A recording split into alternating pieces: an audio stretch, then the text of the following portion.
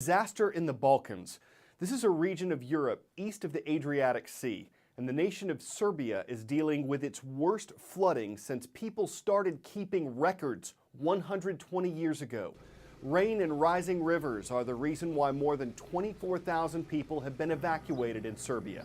But one rescuer says many more need to get out. They just don't want to leave their homes. Several people have died in Serbia, as well as in neighboring Bosnia and Herzegovina. Bosnian officials say one town got 2 months worth of rain in less than 2 days. More than 10,000 troops have been helping with rescue efforts in the region. Other nations from Russia to Israel are sending supplies.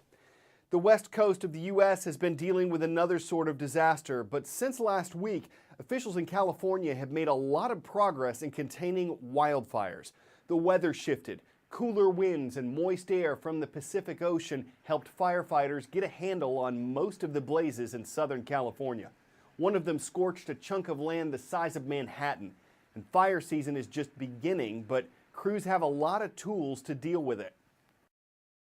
A wall of flames closing in on a Marine airstrip, a military base under siege. I watched as this thing marched from about a half a mile away, almost to within 200 meters of us. And I could feel the heat on my face as this thing approached. Enter the 3rd Marine Aircraft Wing and 22 helicopters ready to battle the flames. On this flight, we're headed for a lake on the base with a 300-gallon bucket in tow. Our chopper is guided by a crew chief manning a door in the chopper floor. From our window, you can see the delicate balance as other choppers lower toward the lake. Our pilot does the same, lowering the bucket till it's submerged. Once it's full, we head for the fire line. All right, right now we're flying directly over the fire line. You can actually see how badly burned this area is. Yep, good fire. The crew chief spots the right moment to make the drop. On his signal, the water is released. In all, these choppers made over 900 drops. At the fire's peak, Captain Bradley Gibson pulled it off with zero visibility. You see your lead aircraft go into the smoke and he just disappears. You don't know if he's going straight ahead, you don't know if he's coming out to the left, you don't even know if he got his bucket drop off or not, so the best you can do is hope. The smoke so intense it cut off the main water supply on the base, forcing the crews to look elsewhere. This video shows a Marine chopper hovering over the Pacific Ocean. Actually reassuring to see my neighborhood. These Marines don't just fight fires on Camp Pendleton, but in nearby communities. In some cases, water drops like this are to protect even their own homes. You knew you had confidence, and I can go, I can call home, I can call the wife and say, hey, our neighborhood looks good. They're water drops these Marines couldn't make in 2003 when the massive Cedar wildfire killed 20 people. Today, new policies have united the Marines with local firefighters. New Smyrna Beach on Florida's East Coast has been called the shark attack capital of the world. No one's ever been killed by a shark bite there, but attacks are pretty common. There have been several this year, including one last week. It may come as no surprise that Catherine the Great White Shark was recently tracked not too far away. The shark is named Catherine by cat customers in honor of Catherine Lee Bates. We're taking a stroll at the Sebastian Inlet Park, about 140 miles north of Miami. Researchers tagged this 2,300-pound great white shark all the way up in Cape Cod, Massachusetts back in August. They spent about 15 minutes with her. They did an ultrasound, they measured her, they even got a blood sample, and they put this special tracking device so they can keep tabs on her, not just for right now, but also for the next 5 years. So far, this shark has traveled more than 3,600 miles.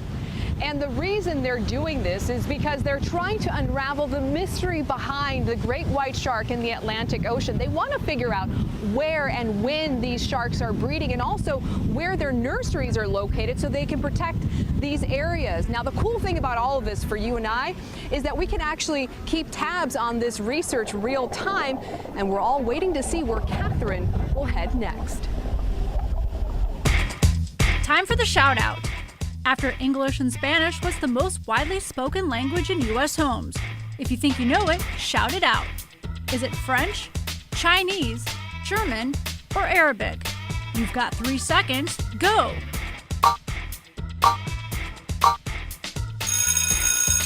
An estimated 2.8 million people in the U.S. speak Chinese at home, making that your answer. And that's your shout out.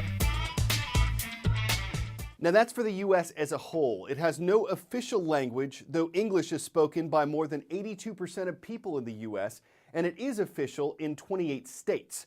When you take each state, though, and you break down what's spoken after English and Spanish, you'll see an incredibly diverse linguistic landscape.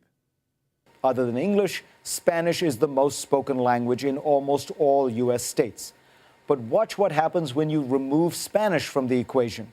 Now there is the melting pot. In Michigan, Arabic clocks in as the third most commonly spoken language. In Minnesota, it's Hmong. In Oregon, it's Russian. It's Vietnamese in 4 states, Texas, Oklahoma, Nebraska, and Washington. It's a Filipino language called Tagalog in Hawaii, California, and Nevada. In 4 states, it's Native American languages. It's French in 11 states. And in 16 states, it's German. If you're surprised at that number, according to recent census measures of countries of ancestry, people of German heritage outnumber all other groups in the United States, even Irish. Remember, until the First World War, by some accounts, German was the second most widely spoken language in all of the United States. We appreciate the thousands of schools that have requested a mention on our roll call this year. Today, we're starting with one in the Golden State, Temescal Canyon High School. It's the home of the Titans. They're online in Lake Elsinore, California. In the Sunflower State, it's the Falcons that are soaring over Pomona, Kansas. They're watching from West Franklin High School. And in the Yellowhammer State, hello to the Leopards of Blunt High School. Good to see you not too far away in 8 Mile, Alabama. Finishing a triathlon, scaling China's Great Wall, hiking the Grand Canyon. Project Athena is a program that helps women do things like this after they've had a traumatic injury or medical setback. The project gives grants covering travel, equipment, coaching, whatever's needed for an adventure. Its founder is a firefighter, an Ironman competitor, an inspiration. She's also a CNN hero. I initially got hurt in 2005. I had 46 surgeries in attempts to salvage the leg, and I finally decided on amputation. A lot of people view it as a loss, but I got my life back. Very often, people are saying, okay, I survived, but now what? And we want to be that now what. Good job, lovelies! I was a world-class adventure racer. In the World Championships, I hit the deck, and the doctor said, you're never going to run again. I've had 4 hip replacements. After my first, I said, I'm just going to put something on my calendar so that I'm still training for something. It just makes you realize it's not about the setback, it's about the comeback. So I thought, let's do that for other women. Athena! I started an organization that helps survivors of medical or traumatic setbacks live an adventurous dream as part of their recovery. You're a strong kid, Allie girl. I was in a place of such uncertainty, so finding the website was such a message of hope to me. Here was this group of women who understood it on a different level. Athena girls! Yeah, baby! Being an Athena, you're not just a survivor, you're an adventurer. We give them a different label to put on themselves, and it's something they become on their way to the finish line. It's graduation tradition.